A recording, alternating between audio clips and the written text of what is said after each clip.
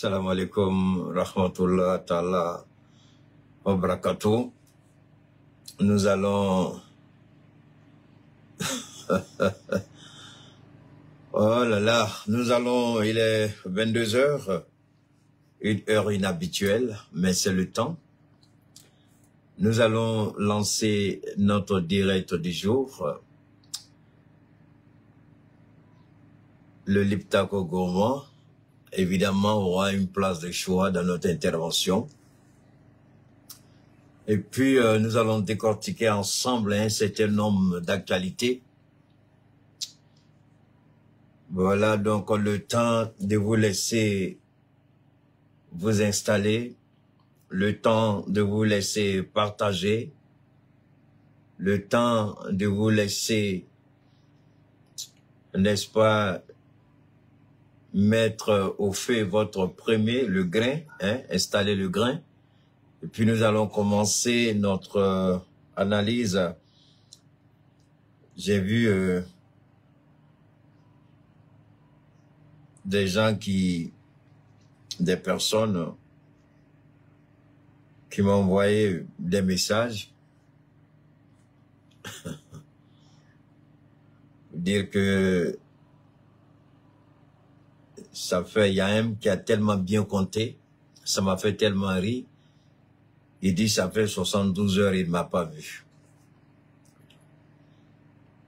Bon, la courtoisie, la bienséance fait que, bon, même si on sait comment il faut répondre, bon, je préfère ne pas répondre, n'est-ce pas les gars?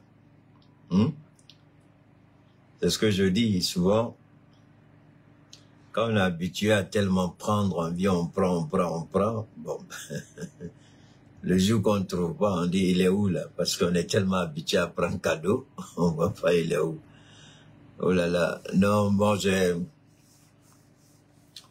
le droit aussi de me reposer. Donc, par moment, je prends volontiers quelques jours et puis je me mets en totale relaxation, loin de stress. Je ne réponds pas aux appels, je ne vous réponds pas aux messages, je me mets parce que mon corps a besoin de se recharger d'énergie positive. Mon corps a besoin de se reposer puisque je suis pratiquement le seul à me prendre en charge. Donc, vous comprenez que même si je vous aime bien, la charité bien ordonnée... Attendez, il y a un idiot qui est venu ici, là, je vais le dégager. La charité bien ordonnée commence par soi-même. Donc, je prends le temps quand même de prendre soin de moi-même. Je prends le temps de prendre soin de ma famille. Et puis, c'est important.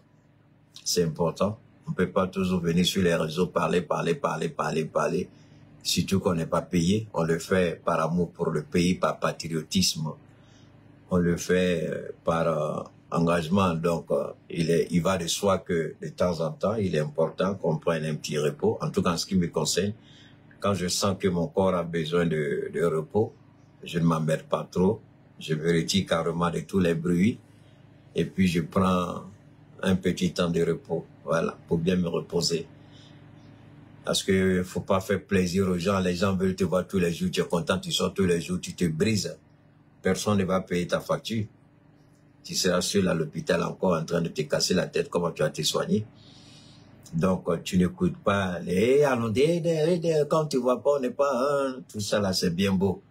Mais la réalité, on sait où elle se trouve. Moi, je prends soin de moi et ensuite, je fais volontiers ce que j'ai décidé de faire pour mon pays, pour mon peuple, pour ma région, pour le Liptako Gourmand. Voilà. Donc, j'ai pris 3 jours de repos. Je me suis mis au vert, à l'écart de tout bruit, à l'écart de tous les stress.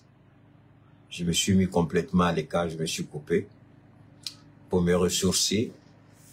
Et puis ensuite, sortir, faire ce que je sais faire le mieux, informer, analyser. et puis on est ensemble. Bon, ben, faites monter le mercure. Je suis revenu après 72 heures de repos. De temps en temps, c'est quelque chose que je fais. Donc, si vous ne me voyez pas, soyez tranquille. Mon corps a besoin de repos. Je me retire pour me reposer. Très souvent, je vais dans mon village, là où l'air est pur. L'air du village, je vais, et là, il n'y a pas de bruit, il n'y a rien. Je me repose, souvent je dors jusqu'à... Je me réveille. Je me descends que pour manger, et puis je remonte dans ma chambre, après je dors. Allez, on est ensemble. Alhamdulillah, gloire à Allah, gloire à Allah, gloire à Allah, alhamdulillah. Le pays tient, le pays avance, le pays se construit. Quand je dis le pays, je parle de l'Iptako Gourmand, je parle du Burkina Faso, je parle du Niger. On a beaucoup de choses. Vous voyez que même si vous ne voyez pas Keïta tous les jours, si vous suivez Keïta, si vous écoutez Keïta, les interventions de Keïta, c'est pas des interventions, tu viens écouter aujourd'hui, tu es content, tu vas dormir. Non, Keïta ne te donne pas une information pour aller dormir avec. Non, Keïta te donne une information pour que la matière grise travaille. Keïta te donne une information pour que tu te mettes à cogiter. Keïta te donne une intervention dans la bonne intention que de suivre quelque chose va se produire.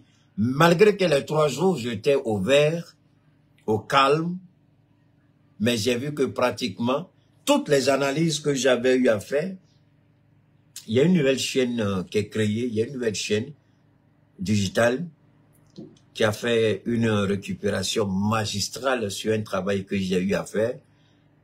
Vraiment, je remercie. C'est quoi? C'est quelque chose 224, je sais pas trop. Vraiment, je leur dis infiniment merci. Ils ont fait un travail extraordinaire. Ils ont fait une récupération sur les propos que j'ai tenus. Et aujourd'hui, tout le monde voit ça. Vous avez vu que le Nigeria a demandé la libération du président Bazoum. Qu'est-ce que je vous avais dit? Je vous ai dit qu'Alassane Ouattara allait prendre instruction sur Macron. Alassane Ouattara a reçu le président de la commission de la CEDEAO. Il lui a rendu compte de ce que son patron Macron lui a demandé de dire à la CEDEAO. Quand il a fini avec le monsieur au Nigeria, puisque c'est au Nigeria, le siège de la CEDEAO. Donc, on entend du côté du Nigeria, on demande la libération du président Bazoum. Je vous ai dit que l'Union européenne allait essayer de sortir aussi pour donner une certaine légitimité, pour donner un certain poids politique international à la décision de la CEDEAO. L'Union européenne demande, elle aussi, la libération de Bazoum, mais avec une folie exagérée et libération et réinsertion. Ou bien, on n'a pas analysé ça, vous et moi. On a analysé la semaine dernière. Mais pourtant, ça fait l'actualité ces 2 dernières heures, là, enfin. Ces dernières 24 heures, autant pour moi. C'est l'actualité, oui. Depuis hier, ça fait l'actualité, tout le monde en parle. Mais est-ce que vous et moi, on n'a pas parlé de ça depuis la semaine dernière? Donc, même quand Keïta se repose, hein, les idées de Keïta travaillent. Même quand Keïta se repose, ses idées travaillent. Ou bien on n'a pas dit ça? On a dit non. C'est parce que vous n'avez pas entendu la CEDEAO. D'accord? On va revenir sur tout ça, c'est pas un problème. Donc, installez, faites monter le mercure. Merci du côté de YouTube, ça bouge beaucoup. Alors, n'oubliez pas, nous sommes avec Fatmata Batoulignang du mouvement citoyen politique Ambika, une grande dame au cœur noble qui fait de grandes actions pour le Mali. Je vous avais promis d'avoir la boisson énergisante tous les bonbons. Voilà, vous pouvez voir aussi en arrière-plan. Vous avez, voilà, c'est les 3 parfums que vous avez. Vous avez le café, vous avez le premium qui est le bleu là, et puis vous avez là le citron.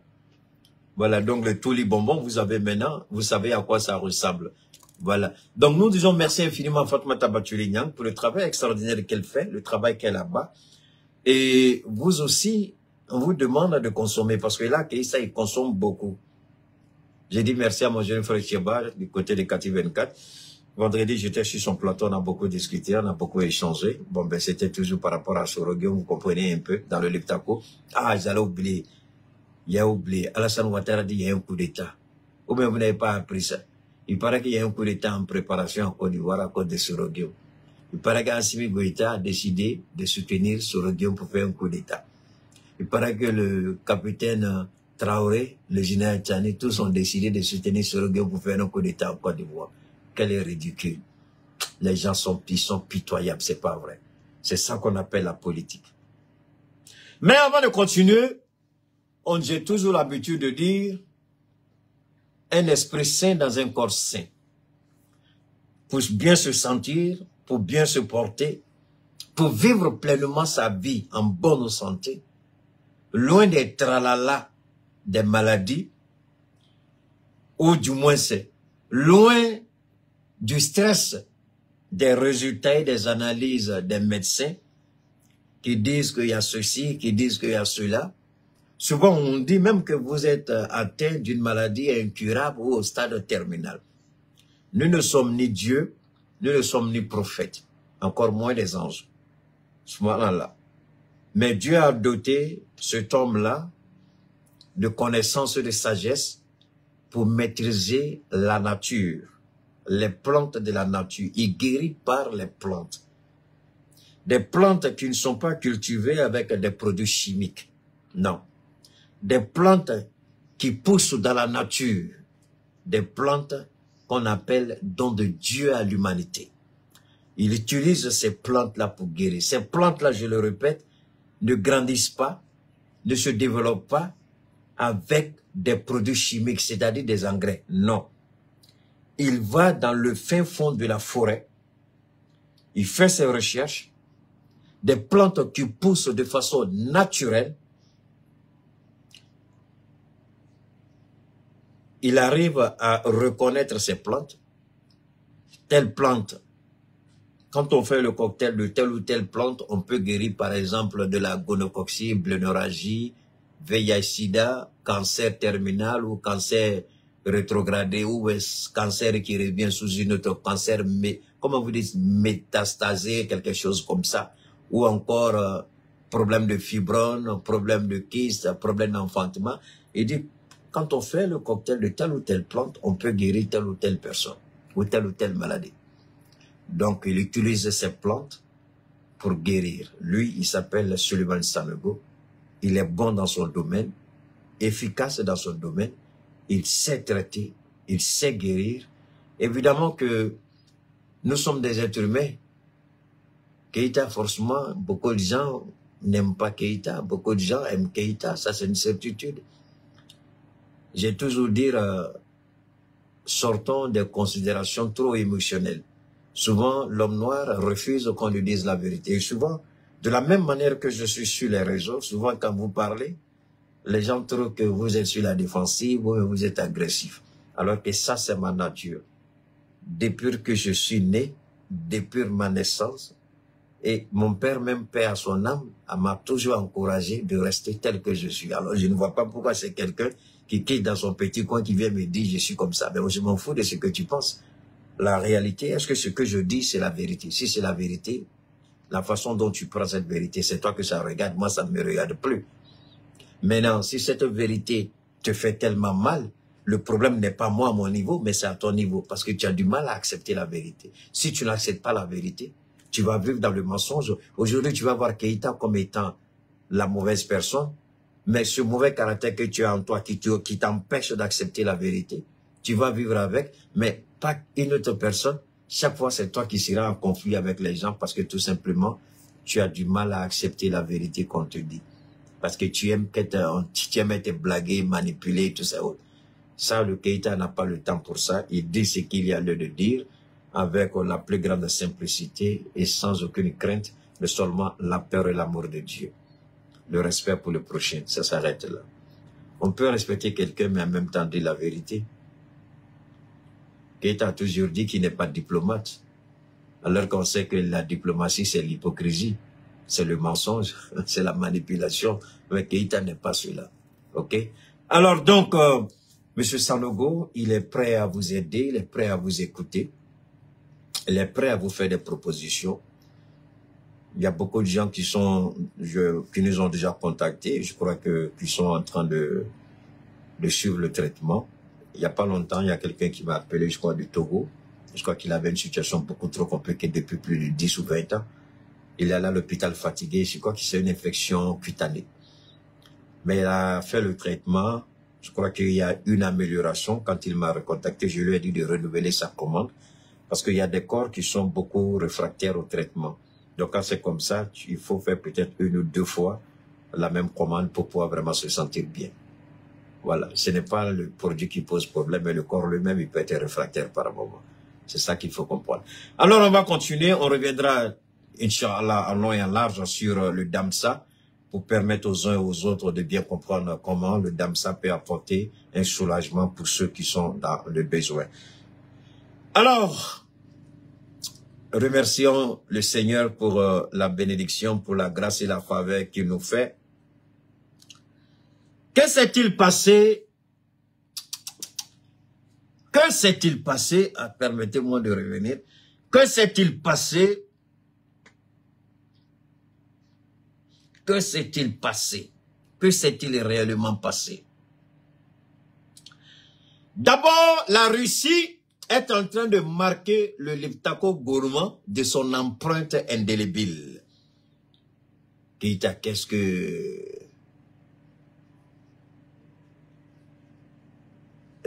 cela... Moi, on ne me pose pas question pendant mon direct. Vous écoutez. Si vous n'avez pas compris, à la fin de mon direct, vous posez la question par rapport à ce que vous n'avez pas compris. Je ne vais pas arrêter mon direct pour répondre à une personne. Ça ne se fait pas chez Keïta. Si vous n'avez pas compris jusqu'à la fin de mon direct, vous me contactez dans mon WhatsApp et puis vous me posez la question, je vais vous répondre. C'est aussi simple que ça. Je vais arrêter mon direct à cause d'une personne alors que c'est des milliers de personnes qui nous regardent. Pourquoi?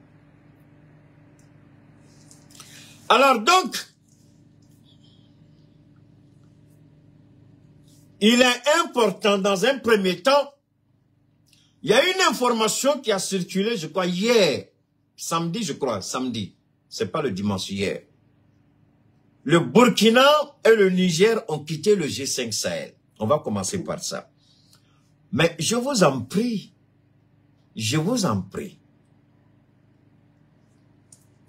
à la création du Liptako gourmand, je vous invite à remonter à mon intervention par rapport au Burkina et au Niger, appartenant au G5 Sahel, par rapport au Niger, les armes dont dispose le Niger aujourd'hui, qui sont des armes européennes. Et ces armes, j'ai même dit que je demande au Niger d'appeler la Russie pour inspecter ces armes, parce que ces armes contiennent des informations qui peuvent localiser, sinon géolocaliser, nos soldats du Niger partout sur le territoire où ils se trouvent. Vous vous rappelez? Je suis heureux. Vous savez, quand Dieu vous bénit comme ça, et puis par moments vous vous asseyez, vous-même vous dites, mais waouh, comment puis-je dire merci à Dieu pour ce qu'il fait? Oui, écoutez bien. J'ai dit, il est temps que le Niger entre dans la cour des grands avec la Russie. Il est temps de mettre un terme à cette soi-disant coopération avec les autres. Donc quand vous dites le Niger a mis un terme à coopération ceci, coopération cela, tout ça là, est-ce que c'est peut-être vous, pour vous c'est nouveau, ou bien tout simplement vous êtes nouveau sur la page de Cheikh Oumar Keïta? C'est des choses que Cheikh Oumar Keïta a déjà développé tout. Donc quand vous avez ce temps d'information, rappelez-vous, si vous êtes nouveau, dites, ah, bon, d'accord, on va écouter, peut-être que Keïta va développer. Tout ce que vous allez dire en ce moment-là sur le Liptako gourmand, sur 100 sujets que vous allez développer, il y a au moins 95 sujets que Keïta a déjà développés il y a longtemps. Je dis bien, sur 100 sujets, peut-être 95, et là encore c'est avec modestie. Sinon, je peux dire les 100 sujets que Keïta a déjà développé tout. Actuellement, dans le Liptako gourmand, il n'y a pas un sujet que Keïta n'a pas encore développé. S'il y en a un seul, à cause de Dieu, je demande, si vous ne sortez pas pour en parler, que Dieu vous maudisse à jamais. S'il y a un seul sujet que vous croyez que je n'ai pas encore abordé, dites-moi. Quand les ministres des Affaires étrangères se sont retrouvés, ils disent désormais, ce n'est plus la peine que le Burkina parle à son nom, le Mali parle à son nom. Qui a évoqué ça? Keïta a dit ça. Keïta a dit ça. Mais les ministres ont travaillé là-dessus. Qui a demandé qu'on s'arrête de sortir dans les amphithéâtres des écoles occidentales? On peut créer notre monnaie, on peut aller. Je dis, on peut créer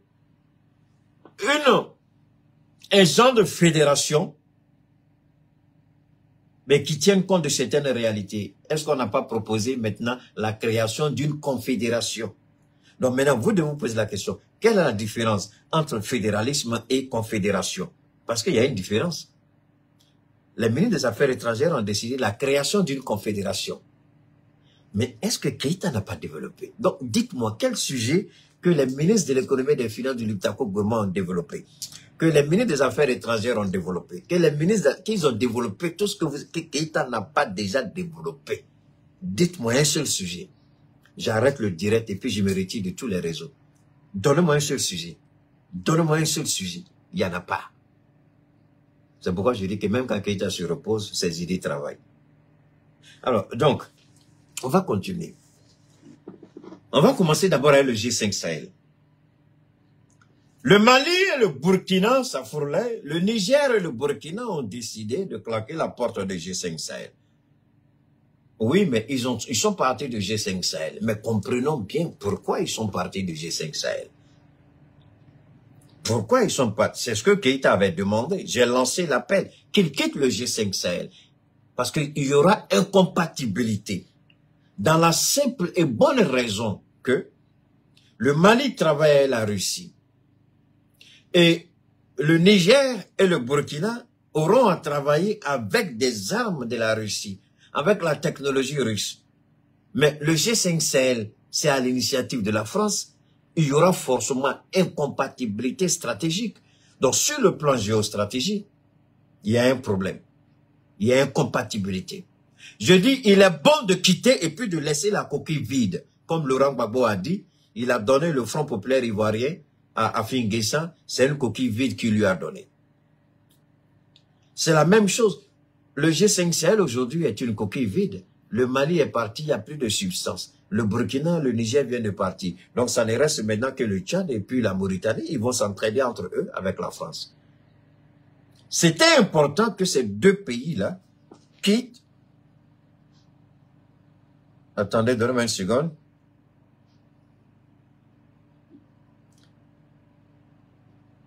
Donne-moi une seconde. Il faut que vous ayez... Oh là là, où j'ai mis ça? Donne-moi une seconde, je suis en train de chercher Je suis en train de chercher ça pour vous. Le Burkina Faso et le Niger, deux pays gouvernés par des régimes militaires arrivés au pouvoir par des coups d'État, ont annoncé samedi s'être retirés de l'organisation anti-djihadiste G5 Sahel, suivant l'exemple de leurs voisins maliens partis en mai 2022. Donc le Niger et le Burkina ont quitté le G5 Sahel. Le G5 Sahel était un instrument de contrôle de la France. Le G5 Sahel n'a jamais combattu le terrorisme. Je vous donne un exemple simple. Ces hommes, ces pays appelés pays développés, les États-Unis, l'Union européenne, y compris la France, prétendent nous aider chez nous en Afrique. Comme nous sommes pauvres, ils prétendent nous aider pour lutter contre le terrorisme. C'est ce qu'ils ont dit. Mais alors, moi, je voudrais savoir une seule chose. Il y a une information que je vais vous donner. Depuis la création du monde, par Allah, le miséricordieux, depuis que nos États sont devenus indépendants, par la grâce de Allah encore, jamais dans le monde, je répète, jamais dans le monde, ce qui s'est passé au Burkina Faso, à Djibo, aucun pays au monde ne peut se targuer d'avoir fait plus que ce que le Burkina a fait à Djibo. Aucun pays dans le monde. Je répète, aucun pays dans le monde n'a fait ce que le Burkina a fait à Djibo. Aucun pays dans le monde. Aucun pays n'a réussi à faire ce que le Mali a fait à Kidal, sans détruire la localité de Kidal. Aucun pays au monde ne l'a fait. Le Niger est en train de faire de grandes choses. Aucun pays encore dans le monde n'a osé affronter l'Union européenne droit dans les yeux et lui tirer une balle dans les jambes. Le Niger l'a fait. Donc quand vous prenez tous nos trois pays, je l'ai dit une fois, chaque président est un danger, c'est-à-dire est une force, est une puissance à son niveau. Chaque président, en lui seul, constitue une fierté plus qu'africaine. Assimi Goïta, arrêtons de nous blaguer. Assimi Goïta n'a rien à voir avec ce président moribond que vous avez en Afrique de l'Ouest, appelé démocratiquement élu. Le jeune capitaine, il est le plus jeune président de l'histoire de l'humanité, mais il est encore le président le plus audacieux de son âge. On ne peut pas avoir cet âge, avoir l'audace qu'il a. Chacun, dans son domaine, dans son ensemble, dans son entité, Dieu a doté ces trois-là, chacun d'une force imparable, et chacun dans un domaine bien précis. Le monde n'a jamais vu ce qui a été fait au Burkina à Djibo. Jamais. Je répète, jamais. Si vous connaissez l'histoire, il faut nous amener. Aujourd'hui, toute l'histoire se retrouve sur les réseaux. Donc, quand Keïta dit jamais, vous pouvez dire, ça c'est un menteur, on va aller chercher. Allez-y chercher et puis envoyer. Au Vietnam, on a vu comment les Américains ont échoué. On a vu comment la France a fui de Dien Bien Phu. On a vu comment la France a échoué. La France a échoué en République centrafricaine. Grâce au Mali aujourd'hui, la RDC a eu le courage de chasser la mission des Nations Unies de la RDC. J'ai pas fini. C'est le Mali qui a eu le courage de chasser. On dit, si vous le faites, vous allez subir les conséquences. On dit, on est prêt. On a chassé et puis on assume. Non seulement on assume, non seulement on est fort, non seulement on est déterminé, mais on est en train de créer un espace de convivialité et de prospérité. Je répète, on est en train de créer un espace de convivialité et de prospérité, appelé le Liptako Gourmand, l'Alliance des États du Sahel.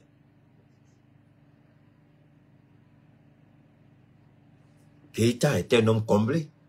Quand il dit au Niger, rentrez rapidement en contact avec la Russie. Et puis la Russie ne cache même pas ses velléités. La Russie vient, elle a une rencontre au Mali, la délégation russe est finie au Mali, elle se dirige au Niger, le Niger elle se dirige au Burkina. Comme Soro Guillaume. Ah, les Ivoiriens vont récupérer ça encore. Ils vont dire, ah, surtout leur raté de gueulard qui a bouche, on dirait, bouche de chameau, bien bouche de dromadaire, là. Celui qui, cette merde qui se dit pasteur, malédiction incarnée. Ils vont dire, ah, Soro est là. Ouh, les Russes sont arrivés au Mali. Ah, les Russes sont arrivés au Niger. Ah, les Russes et Soro vont se voir. Waouh, c'est chaud sur Ouattara. Parti, Sagana. Comment Soro est dans le Liptako Gourmand et puis les Russes arrivent. C'est grave. Mais ça, ce sont des petits politiciens qui font ça. Nous, on veut construire notre communauté, la communauté des États dans la prospérité, dans la sécurité, en créant des opportunités d'emploi, d'affaires, en ouvrant des portes. Mais eux, ils vont voir en cela le mal. Mais faisons une analyse géostratégique. Comment le 10, il y a un sommet de la CEDEAO et la Russie est dans le Liptako Gourmand, parti Sagana. Donc le Niger va signer de gros contrats avec la Russie, comme le Mali, armement, formation. tout ce que vous pouvez imaginer. Waouh! Le Liptako Gourma. Si on avait dit ça il y a 1 an, 2 ans, 2 ans, peut-être même 6 mois, on allait dire, tu as arrêté de rêver. C'est le Mali seul qui fait son combat et Burkina, Niger, là, c'est pas aujourd'hui. Mais Dieu savait ce qu'il faisait. Je me rappelle, il y a un leader Touareg qui a dit que Bazoum va tomber avant la fin de l'année 2023. Donc, le Niger et le Burkina quittent le G5 Sahel. Donc, désormais, les 3 armées vont lutter côte à côte contre le terrorisme. Mais avant même de la mise en place de toutes les structures du Liptako Gourma, regardez ce qui est en train de se passer. Je voudrais qu'on m'explique. J'ai entendu, il y a Chris Yapi, je crois, qui a fait il a fait une enquête, il a mis l'audio en ligne aujourd'hui. Il y a un certain colonel Mourou qui est un ancien rebelle et qui était ami de Soroguium, qui dit qu'il n'hésiterait pas à tuer Soroguium s'il le voit, à la demande de Ténébraïma Ouattara. Et Mourou dit que le Mali, le Burkina, le Niger sont des pays pauvres et qui ne peuvent rien faire à la Côte d'Ivoire.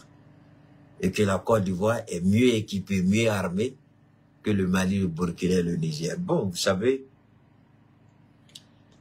quand vous avez grandi dans un pays, quand ce pays-là vous a adopté, avec des dirigeants à l'époque, les dirigeants de l'époque, je ne parle pas d'aujourd'hui. Moi, quand la Côte d'Ivoire a accueilli mon père, paix à son âme, quand la Côte d'Ivoire l'a adopté, la Côte d'Ivoire lui a donné des opportunités et il était l'un des entrepreneurs les plus prospères en Côte d'Ivoire. Donc, on ne peut pas balayer du revers de la main ce que ce pays-là a fait au regard des dirigeants indignes en la qualité de Ouattara et de sa clique et de sa claque. Donc, non.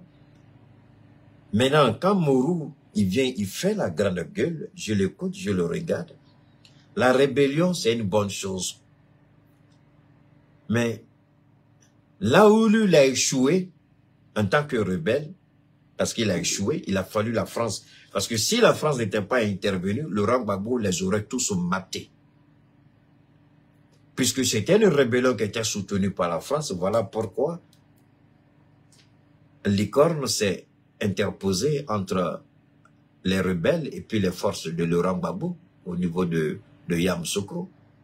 Quand les forces de Laurent Gbagbo s'apprêtaient à descendre sur Bouaké pour aller exterminer tous les rebelles, la France s'est opposée. C'est à la suite de cela que ONUCI a été créé en Côte d'Ivoire. Donc quand ce petit raté de rebelle qui a eu le soutien de la France pour avoir massacré des Ivoiriens, des milliers, j'ai du respect pour les Ivoiriens qui sont morts pendant la crise post-électorale. Les Ivoiriens sont morts et je respecte ceux qui sont morts. J'ai des petits frères qui sont morts dans cette crise, des petits frères de quartier, des connaissances. J'avais une amie avec qui j'étais très lié à Los Angeles, elle et son mari. Son mari avait postulé à un appel d'offres que le président Gbagbo à l'époque avait lancé. Son mari est rentré, donc il a renoncé à son travail à LA, et puis il est rentré avec sa famille. Ils avaient des jumeaux, une fille et un garçon. Ils sont rentrés lors de la crise post-électorale, là où ils habitaient, parce qu'ils étaient dans un quartier chic quand même, il était bien payé, il était un haut cadre de la Côte d'Ivoire. Il s'appelait, comment on appelle ça, là, son nom m'échappe un peu. Alors donc, il y a une, je sais pas si c'est une, quoi là, si c'est, en tout cas, c'était une explosion, c'est ce qu'on m'a dit. Il y a eu une explosion à côté de la maison. Elle a piqué une crise. Elle est tombée. Valère, je crois, son mari s'appelait Valère, je crois, ouais, c'est un ami aussi. Mais c'est elle que je connaissais beaucoup plus. Et quand il y a eu l'explosion, elle est tombée en crise. Il n'y avait pas de sapeurs-pompiers, personne ne pouvait sortir. Donc, les gens ne savaient pas quels soins apporter, les premiers soins, ils ne pouvaient pas. Donc, elle est morte devant ses enfants et entre les mains de son mari. Ça, c'est en Côte d'Ivoire. Hein? Mais qui larguait ces gens de bombes-là? C'était la France qui bombardait les camps militaires ivoiriens au motif de neutraliser les armes lourdes de Laurent Gbagbo. Pourquoi ça, on ne dit pas aux gens? C'est la France qui avait obtenu résolution auprès des Nations Unies, résolution que la CEDEAO avait demandé. Parce que c'est là que vous devez comprendre comment les choses sont compliquées un par moment. Mais je vais vous expliquer aussi ce qui se joue aujourd'hui. Le danger aujourd'hui, ce n'est pas avec nous, mais c'est des ridicules présents tels que Ouattara, Talon et ces merdes-là. La France vient de gifler Alassane Ouattara, Macky Sall, Patrice Talon. La France vient de gifler la démocratie africaine. Mais aucun président n'a eu le courage de parler. Inch'Allah, on va développer ça. Mais quand la France a largué ses bombes-là, au motif de détruire les blindés de Laurent Gbagbo, moi j'ai perdu une amie. Elle est morte. Et il y a des gens qui sont morts, on a dû les enterrer chez eux. Parce que si tu n'enterres pas, le corps va gonfler, le corps va pourrir. Personne ne pouvait sortir dans la rue. Mais ça, c'est Alassane Ouattara. Tout ça, ils ont mis ça sur le dos de Laurent Gbagbo. Il allait à la CPI, on dit que ce n'est pas lui. Maintenant, quand ce petit minable Mourou, là, si le garçon, il dit le Mali est un pays pauvre. On est d'accord, on est pauvre. Je ne vais jamais manquer de respect à la Côte d'Ivoire. Mais les dirigeants indignes de la Côte d'Ivoire, je vais toujours les attaquer. Si Mourou dit qu'il est garçon, s'il est le fils de son papa et de sa maman, là, s'il est garçon, il dit qu'il a fait rébeller les garçons, là, il n'a qu'à traverser, puis il n'a qu'à rentrer à Pogo. Il n'a qu'à venir au Mali. Il n'a qu'à venir défier. Il y a un garçon qui l'attend au Mali. S'il est vraiment garçon, idiot, quand on a pris vos 46 mercenaires, là, tu avais la grande gueule, pourquoi vous n'êtes pas venu attaquer le Mali? Personne ne fait l'apologie de la guerre, mais quand des idiots se prennent pour chose, vous allez blaguer les Ivoiriens. Pourquoi Et d'ailleurs, il y a eu, et ça ce n'est pas moi, c'est Jeune Afrique qui le dit. Jeune Afrique, même si j'aime pas le journal, souvent ils attaquent Ouattara qui est leur patron.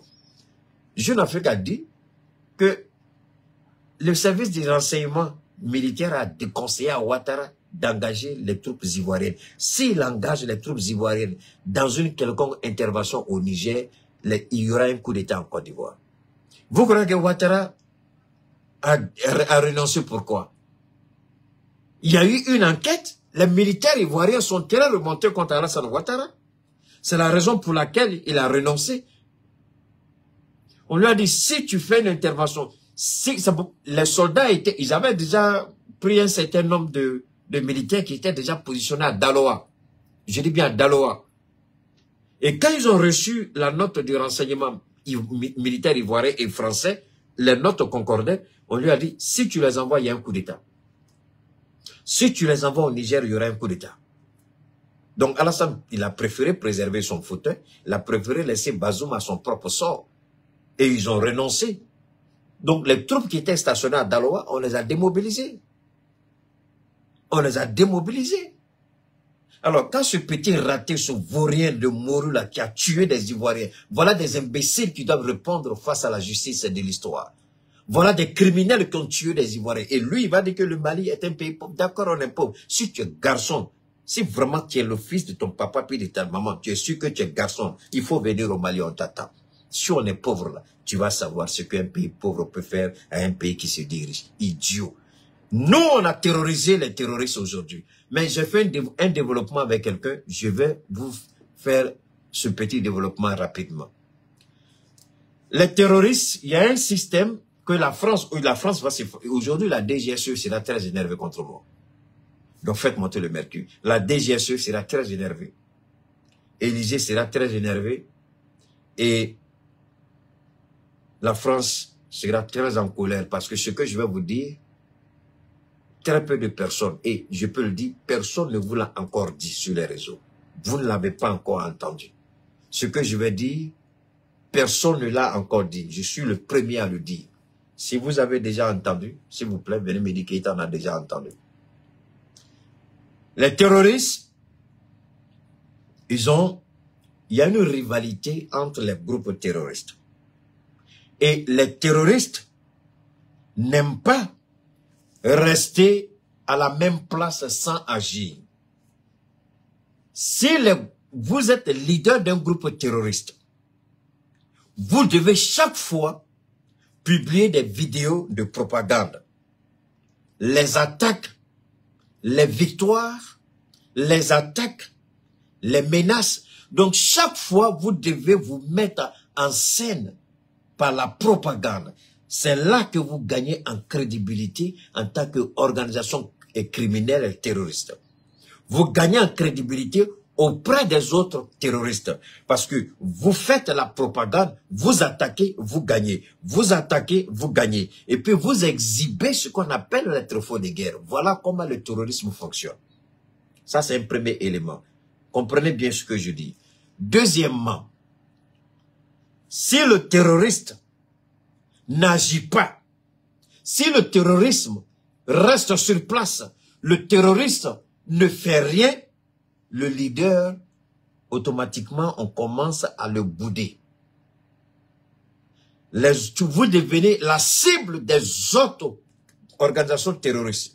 Donc, puisque vous ne faites rien, vous êtes assis, vous ne dites rien, vous ne faites rien, on dit que vous n'avez pas les moyens. Donc, vous devenez la cible facile.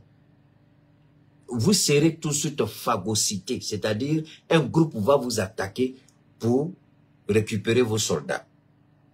Voilà comment le terrorisme fonctionne. Le renseignement militaire français va commencer à s'énerver maintenant. C'est là que la DGSE doit m'écouter. Maintenant, que se passe-t-il? Au Mali, au Burkina, au Niger, les terroristes ont été soutenus par la France. Mais regardez ce qui s'est passé.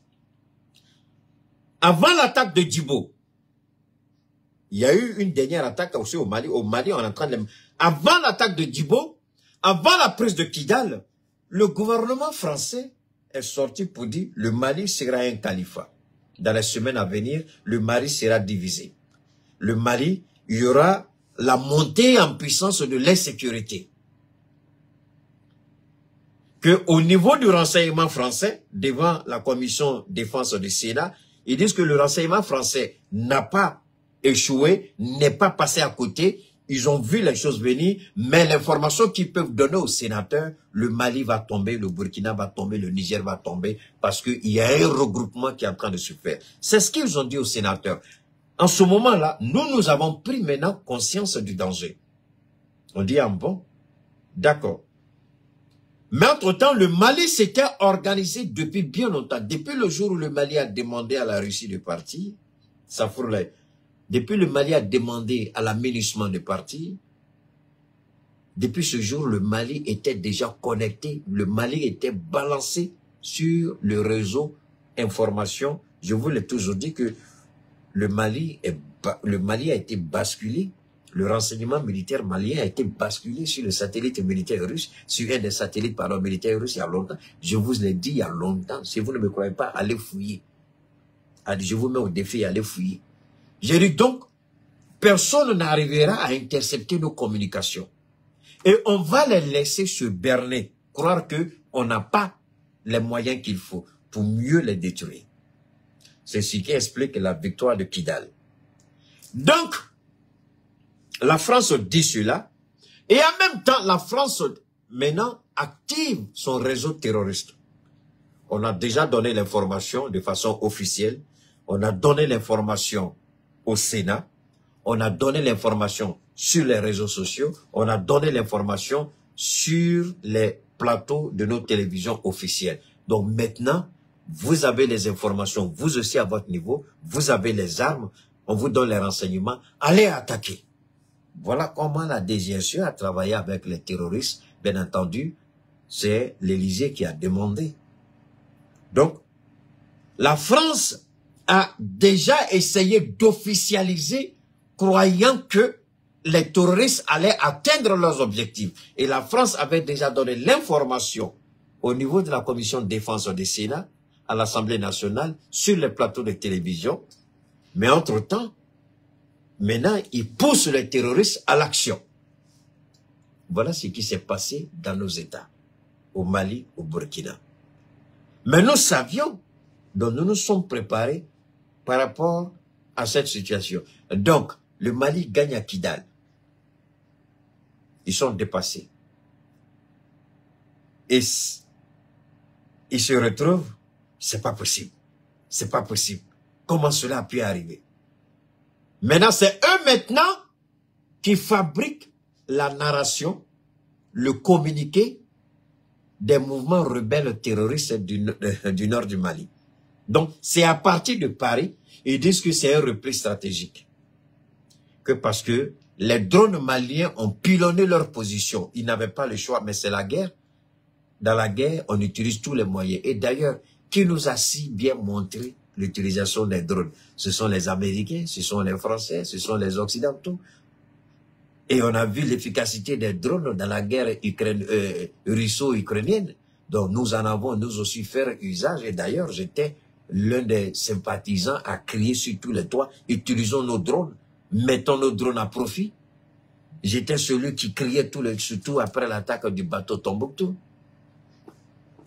Donc, la France les aide à construire leur communication. Selon eux, nos drones les ont déstabilisés. Quoi de plus normal? On revient, je n'ai pas fini.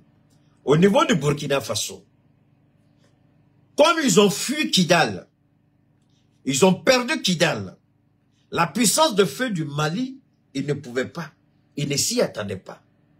C'est là aujourd'hui, quand vous regardez, je vous en prie, par moment, quand vous regardez les narrations sur les opérations qui ont eu lieu, je vous invite, regardez comment nos jeunes gens manipulent les hélicoptères dans le feu de l'action.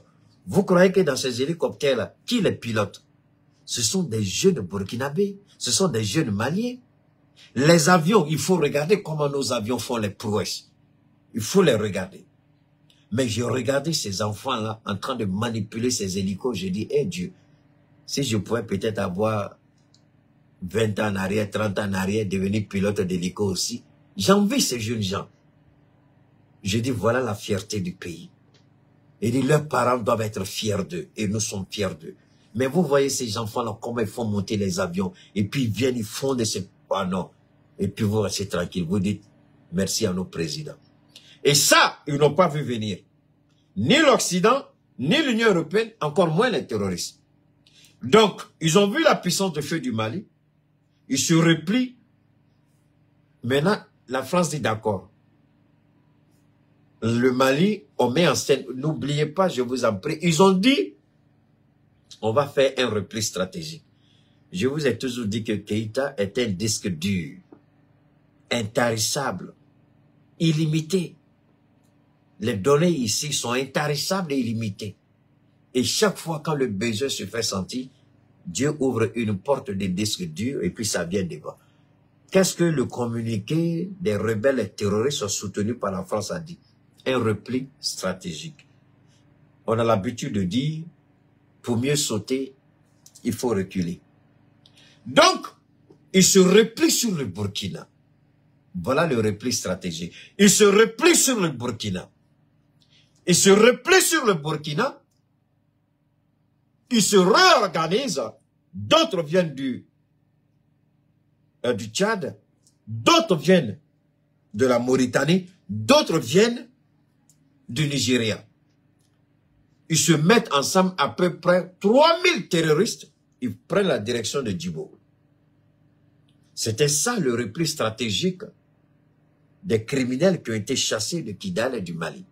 Donc, ils se replient du côté du Burkina pour tenter de prendre la base militaire de Djibo.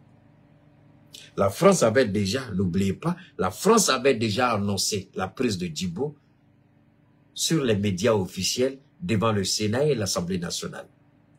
Ils ont dit les terroristes, et ils ont payé certains journalistes mal nés à dire qu'il y a l'insécurité, il y a l'insécurité, l'insécurité. Donc, vous avez vu, et maintenant, le capitaine, ce qu'il ne savait pas,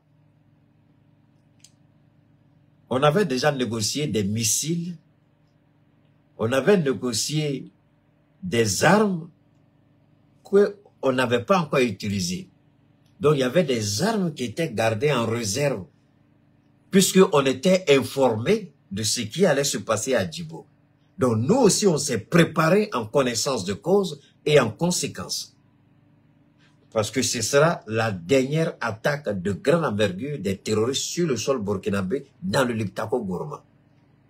Donc, les missiles avec une puissance de frappe jamais utilisée auparavant, c'est ce qui a été utilisé sur eux.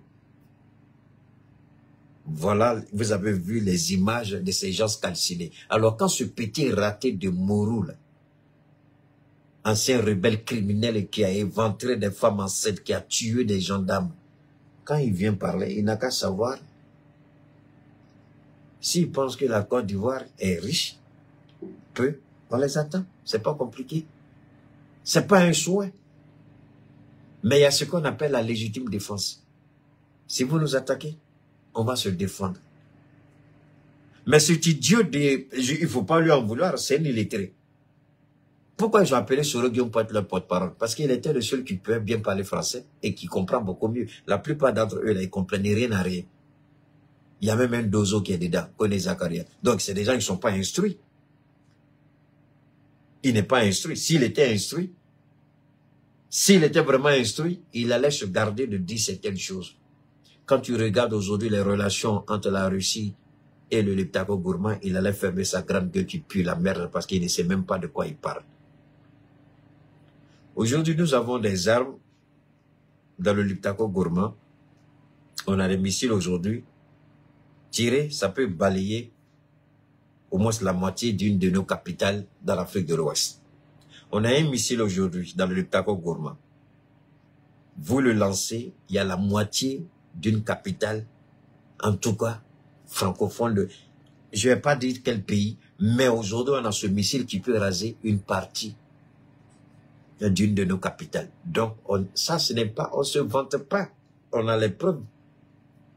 Aujourd'hui, donc vous comprenez, voilà ce qui avait été préparé par la France et voilà ce qui s'est passé à Djibo. Et à Djibo, la réponse a été héroïque.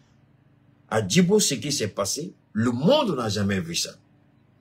Nous avons tué autant de terroristes en un jour, mais pourtant sans détruire nos localités. Sans mettre en péril la vie de nos citoyens. Ayant reçu un exploit jamais égalé, alors il y a eu des gens qui se sont trouvés intéressants de produire un communiqué pour essayer d'attaquer l'armée burkinabé, c'est les FDS et les VDP. Vous pouvez imaginer ça? Alors qu'on a tous vu les images de l'attaque de Djibo. Aujourd'hui, ce qui se passe dans le Sahel, on ne fait plus des attaques comme ça. Toutes les attaques sont filmées. Toutes les frappes de drones, d'hélicos ou de nos avions de combat sont filmées. Les Sukhoi que nous avons, le Mali, dans le cas de Liptako Gourma, la force conjointe des trois armées, les avions que nous sommes en train d'acheter n'ont rien à voir avec les avions que vous voyez aujourd'hui. Les avions que le Liptako Gourma est en train d'acheter avec la Fédération de Russie, ce sont les avions de combat de la 5e génération. L'Algérie en a aussi. Et c'est ça qui fait mal actuellement à l'Algérie. Je répète, les avions que nous sommes en train d'acheter, les négociations ont commencé dans le cadre de Liptako Gourma, ce ne sont pas des avions, ça n'a rien à voir avec les avions que vous avez vus, que le Mali a réceptionné. Non, non, non, non, non. Allez-y, regardez les avions de dernière génération Sukhoi que la Russie a mis en place. Et allez-y, regardez, tout récemment, il y avait des responsables iraniens et turcs qui étaient là. Et les drones iraniens et turcs que nous allons acheter, parce que n'oubliez pas, aujourd'hui, nous sommes en train de construire une armée pour le Liptako Gourma. Et les armes dont on a besoin, ce n'est pas des petites armes. Ce sont des armes pour combattre, parce que toute agression, la force, la puissance de feu du Liptako Gourma doit garantir la monnaie du Liptako Gourma. Je ne sais pas si vous comprenez ce que je suis en train de dire. Les Américains ont la force d'imposer leur volonté parce qu'ils ont une puissance de feu. Mais pourquoi on n'a jamais attaqué la Corée du Nord? Pourquoi on négociait? Parce que la Corée du Nord a l'arme nucléaire. On a peur de la Corée du Nord, qui n'est pas une puissance économique. Mais personne ne peut s'hasarder à attaquer. On a attaqué Kadhafi parce que Kadhafi, il n'avait pas. Mais le Liptako Gourma, ce n'est pas Kadhafi. Le Liptako Gourma, ce n'est pas, comment on appelle ça, Saddam Hussein. Donc nous allons avoir une armée au sein du Liptako Gourma, avec des puissances de feu, jamais égalées en Afrique. Jamais, même le Nigeria sera un petit garçon devant la puissance de feu de Liptako Gourma. Les hélicos que nous allons acheter, les hélicos qui sont en train, parce que la Russie maintenant, c'est que nous sommes allés à une étape supérieure. Au regard de ce que nous valons, parce que, pourquoi je parle de cette armée? Parce qu'aujourd'hui, il ne s'agit pas du Mali, du Niger, du Burkina, mais il s'agit de la confédération du Mali, du Niger et du Burkina. Ça veut dire quoi? Ça veut dire que nous sommes plus riches, plus forts et plus puissants que n'importe quel pays dans la sous-région, et même en Afrique. Nous, les trois pays réunis, on est plus forts, même que l'Afrique du Sud et le Nigeria. C'est vrai que l'Afrique du Sud, ils sont en avance sur nous, sur le plan technologique. Mais pendant combien de temps l'Afrique du Sud va nous talonner? Pendant combien de temps vous croyez que le Nigeria pourra nous talonner? Mais attendez de voir que nos structures du Liptako Gourma soient mises en place. Donnez-nous 5 ans et puis regardez le Liptako Gourma, Nigeria et puis l'Afrique du Sud. Même le Maroc, on va venir. Parce que nous devrons avoir une puissance de feu qui fait que quand tu nous parles avec respect. C'est la seule condition qui nous permettra de vivre en sécurité. Et la puissance de feu que nous aurons sera la garantie de notre monnaie. On aura sur quoi endosser notre monnaie. Ça peut être l'or, le diamant, le lithium, le pétrole, le gaz, tout ce que vous voulez. Mais pour garantir la stabilité de notre monnaie, pour garantir la stabilité de notre zone économique et monétaire, on aura besoin d'une puissance de feu avec laquelle personne n'oserait s'amuser. Et c'est sur ça que nos présidents sont en train de travailler. L'avion, quand il s'élève là, le temps tu dis où il est, tu entends le bruit de l'avion, il a déjà fini de détruire Alassane Ouattara et puis l'avion. Au moins l'avion est de retour là, c'est là que tu entends le bruit de l'avion passer. C'est-à-dire que l'avion passe, il va bombarder Alassane Ouattara, il revient à la base. C'est maintenant que tu entends le bruit de l'avion. Mais il a déjà fini son travail. Des avions, quand vous regardez les Mirages français, les Rafales, ce sont des bébés.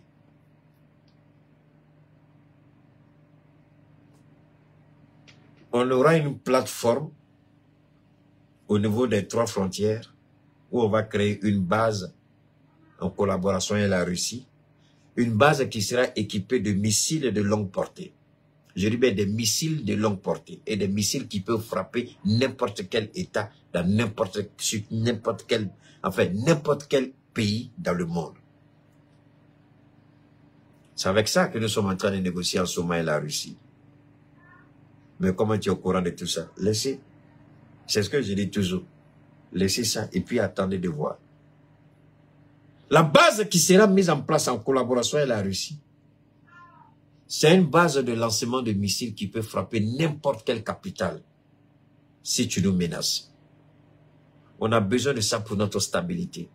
On n'a pas besoin de ça parce qu'on a besoin de ce qu'on appelle la force de dissuasion. La force de dissuasion. La force de dissuasion vous permet de vivre en paix. Personne n'a jusqu'à aujourd'hui menacé les États-Unis, même pas la Chine, encore moins la Russie. Parce qu'on se dit que les États-Unis ont ce qu'on appelle la capacité de réaction, c'est-à-dire ils ont la force de dissuasion.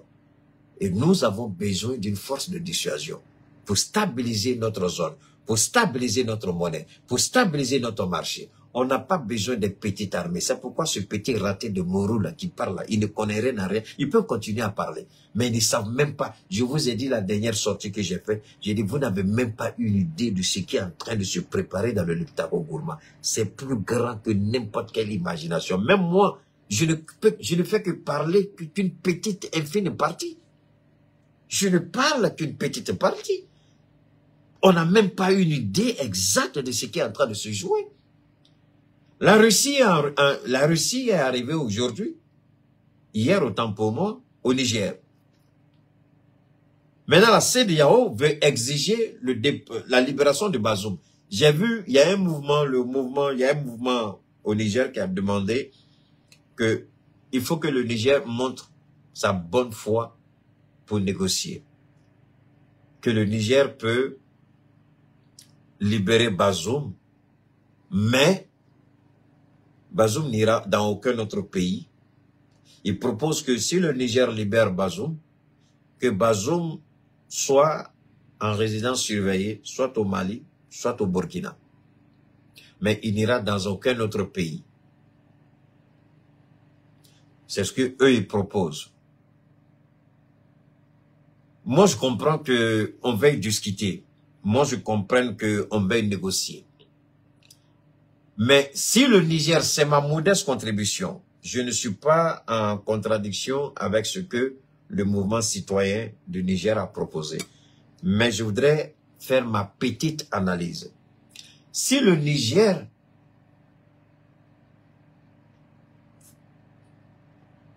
fait un faux pas, ne serait-ce qu'un petit faux pas, le Niger va le payer.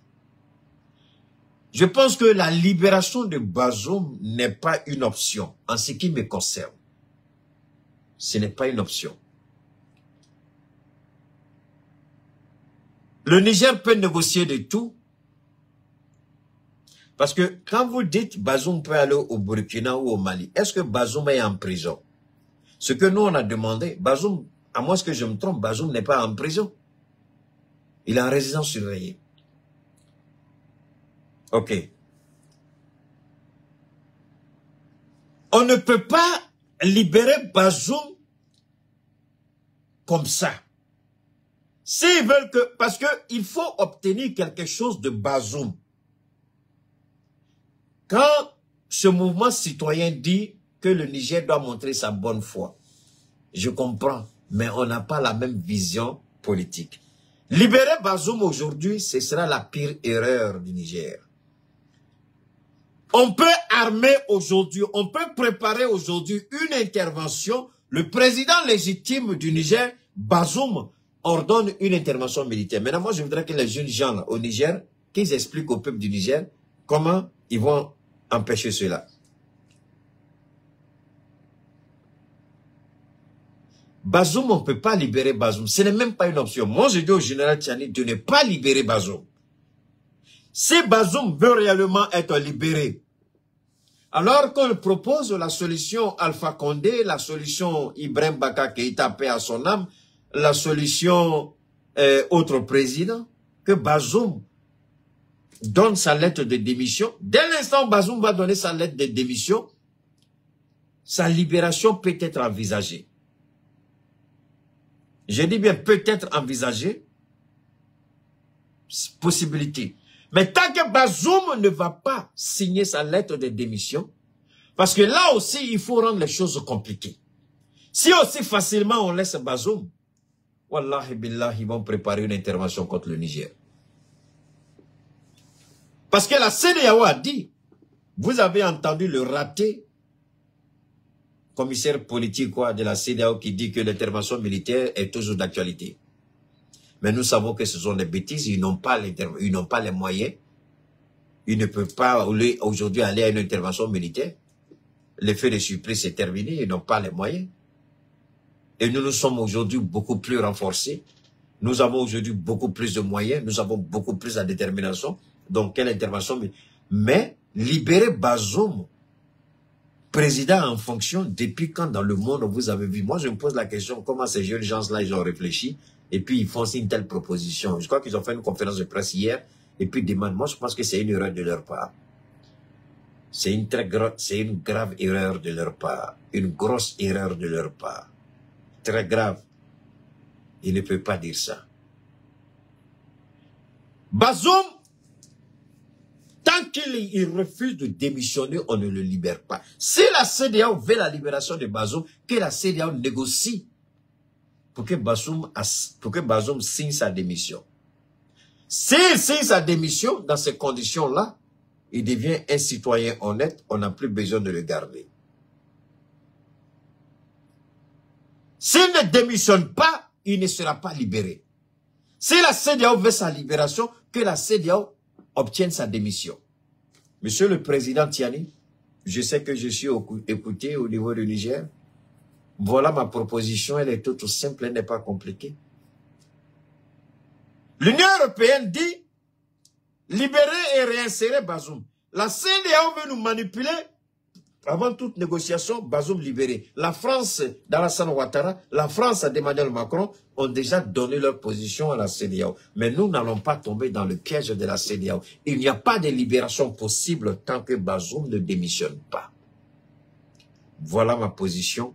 Monsieur le général, je sais que vous êtes très bien au courant, je sais que vous êtes très bien conseillé et je sais que vous avez mesuré la gravité de la situation. Bazoum ne saurait être libéré tant qu'il ne démissionne pas. S'il démissionne, on peut envisager sa libération. Mais tant qu'il ne démissionne pas, il ne sera pas libéré. Si la CEDEAO veut sa libération, que la CEDEAO obtienne d'abord sa démission. Si la CEDEAO veut la libération de Bazoum, que la CEDEAO accepte d'abord, ou du moins que la CEDEAO obtienne d'abord la démission de Bazoum.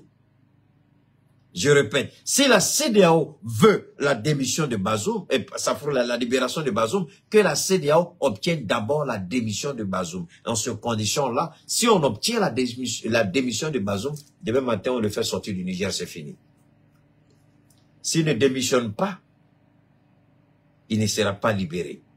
Donc moi je dis aux jeunes gens, ce mouvement citoyen-là, le Niger vous fait suffisamment confiance.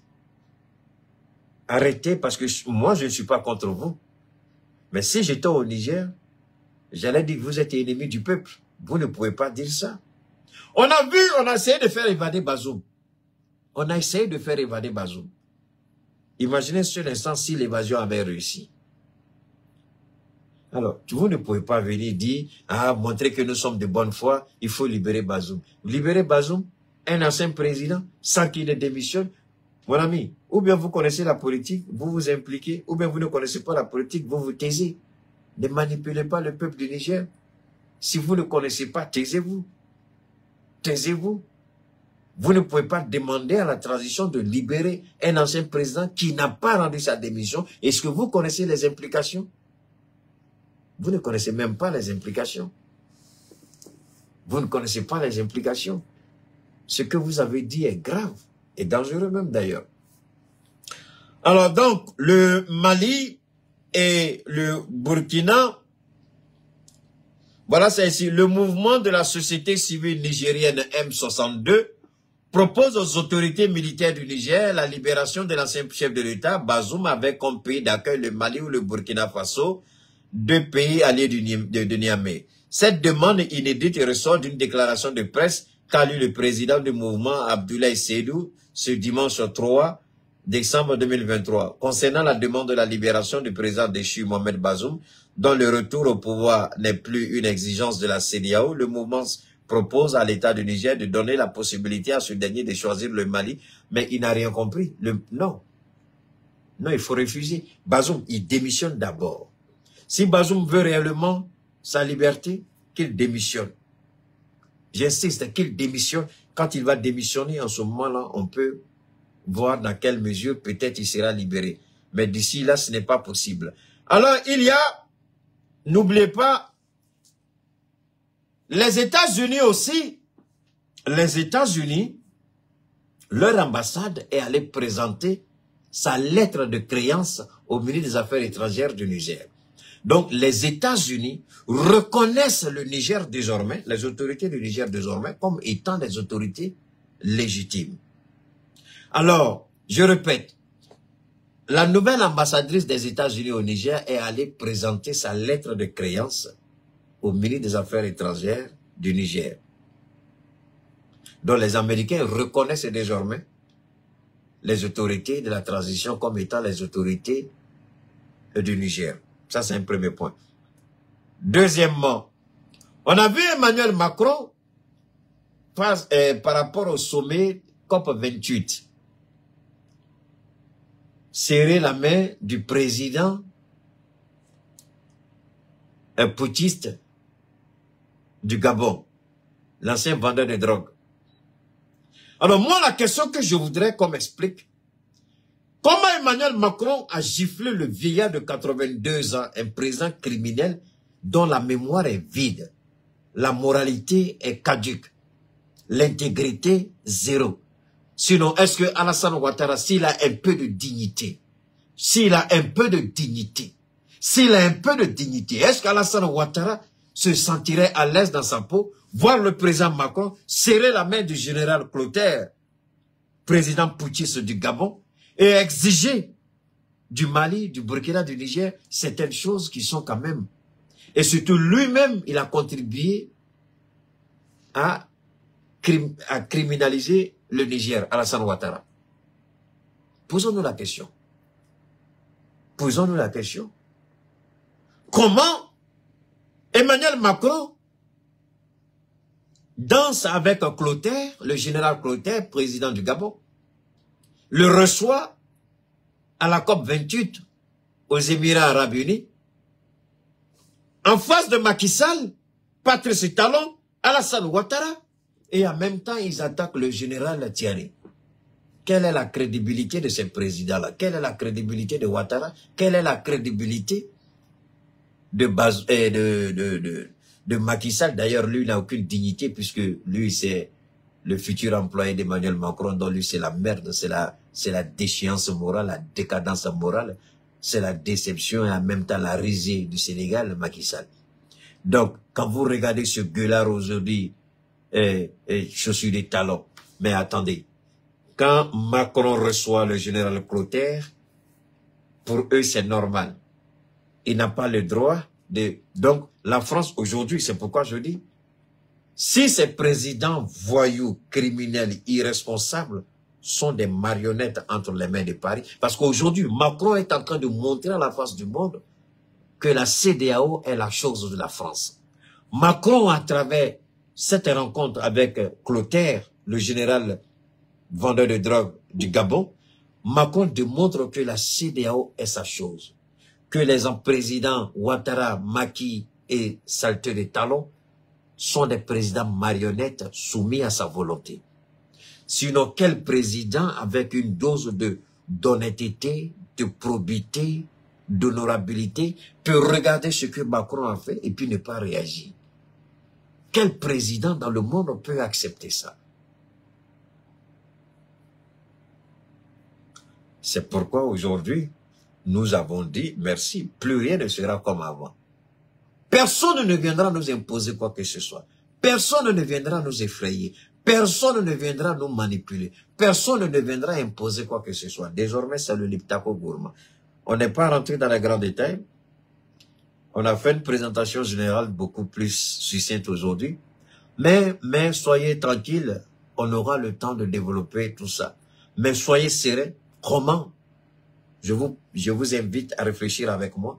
Comment un président qui se dit président, qui défend, c'est ça la démocratie pour eux?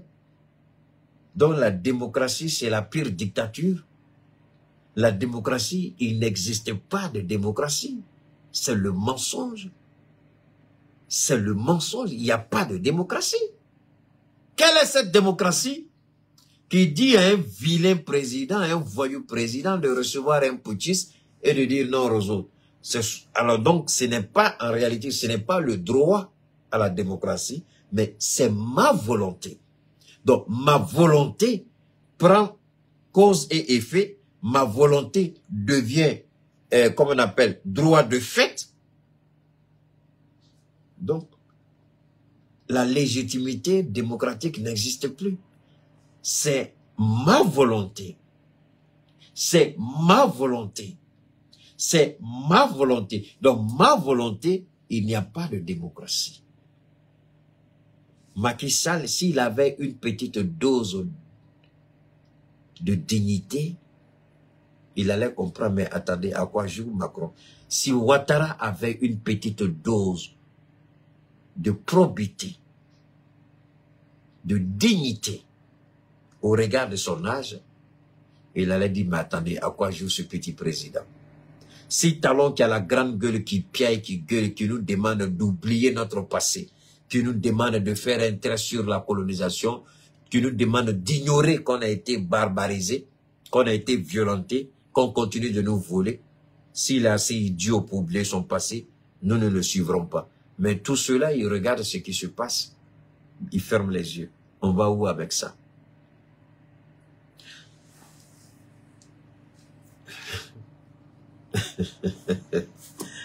Alors donc, nous allons infiniment dire merci à Fatmata Batouly-Niang pour le travail extraordinaire qu'elle continue d'abattre au Mali.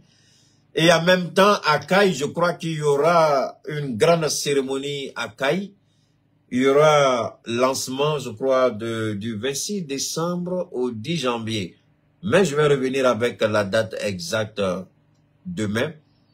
Il y a un très grand, il y a un mouvement que je crois qu'elle est la marraine. Hein? Elle est en train de soutenir à Caille. Il y a un grand événement qui se prépare là-bas. Mais ce n'est pas seulement à Caille, c'est sur l'ensemble du territoire du Mali, c'est partout. Elle agit, elle apporte la gaieté, elle apporte le bonheur, elle apporte le sourire. Hein? Elle aide, elle crée des centres de formation, elle met en place des opportunités d'emploi, des opportunités d'investissement, elle aide les jeunes filles, les dames. Merci infiniment, n'oubliez pas, c'est le Tous les bonbons, on est ensemble, vous pouvez le voir ici. Le Tous les bonbons, ça c'est la boisson énergisante Tous les bonbons. Vous avez 3 parfums, vous avez le café, vous avez le premium et puis vous avez là aussi le goût citron qui est là. Et je les ai tous goûtés. On attend le thé Tous les bonbons quand on aura aussi, on va vous le présenter. Donc si vous allez désormais acheter votre boisson, demandez toujours Tous les bonbons, ce sera une façon à vous de soutenir cette dame, de l'accompagner dans le travail extraordinaire qu'elle fait en soutenant ces jeunes gens. À Caille, je crois que tous à Caille pour aller soutenir Fatmata, pour l'accompagner dans ce qui est en train de se réaliser à Caille. Donc, ceux qui veulent partir à Caille, ceux qui sont déjà à Caille, ce grand événement est en train de se mettre en place. Et on vous souhaite à tous les participants. On ne sait pas si on ira. Bon, on attend que Ambicon nous lance l'invitation. On verra si c'est possible ou pas. Comme on n'a pas été invité, mais on ne peut que passer le message. Alors, merci infiniment au mouvement Bicor, à Fatmata Batouly, à sa jeune Sebinta. Maintenant, nous allons, ne partez pas, nous allons écouter notre nature.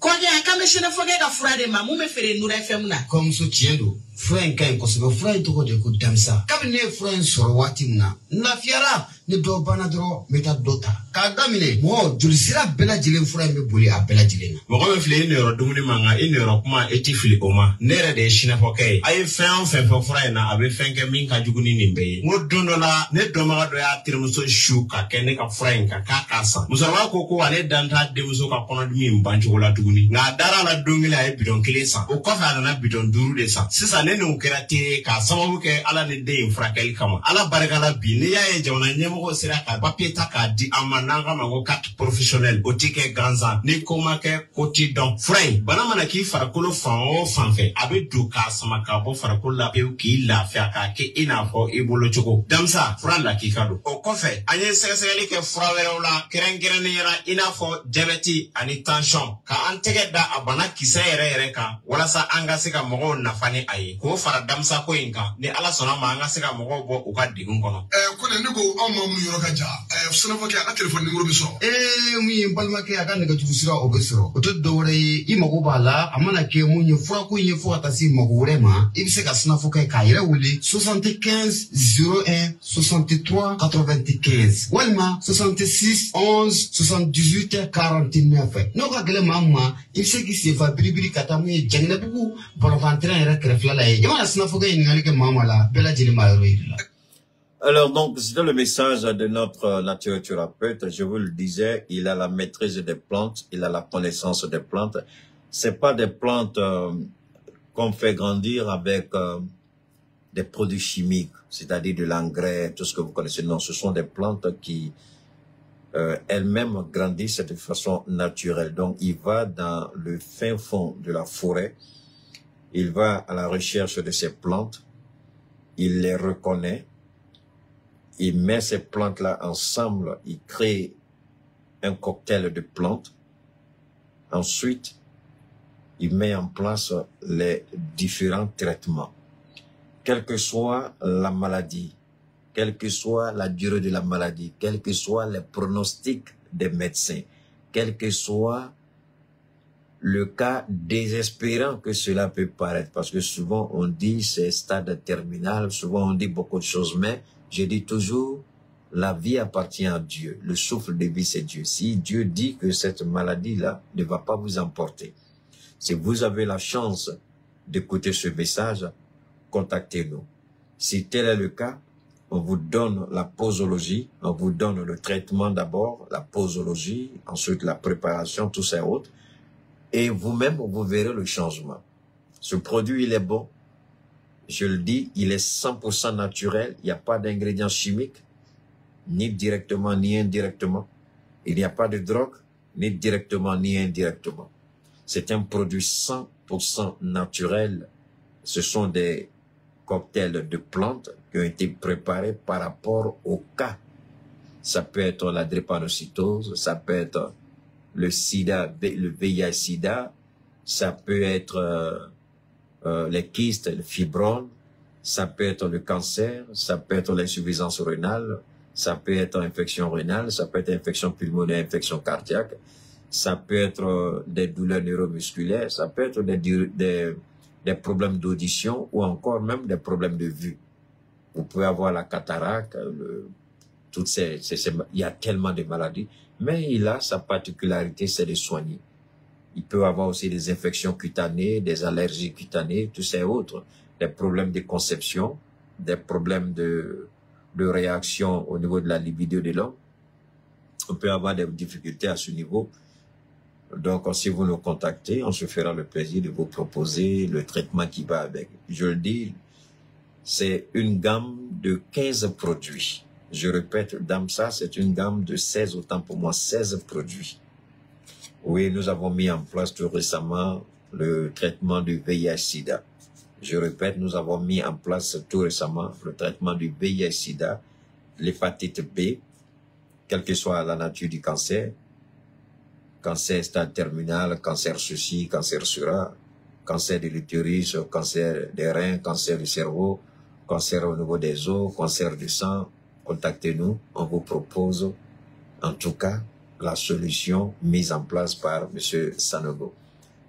À vous de faire le premier pas, on vous donnera toutes les informations nécessaires. Alors donc vous pouvez me contacter directement si vous le souhaitez. C'est Keita Chakoumar, vous pouvez me contacter, indicatif c'est le 223 72 77 47 88. Je répète, indicatif c'est le 223 72 77 47 88. Vous me contactez, on verra dans quelle mesure on peut vous accompagner, on peut vous être une aide. D'ici là, portez-vous bien, demain est un autre jour, très bonne soirée.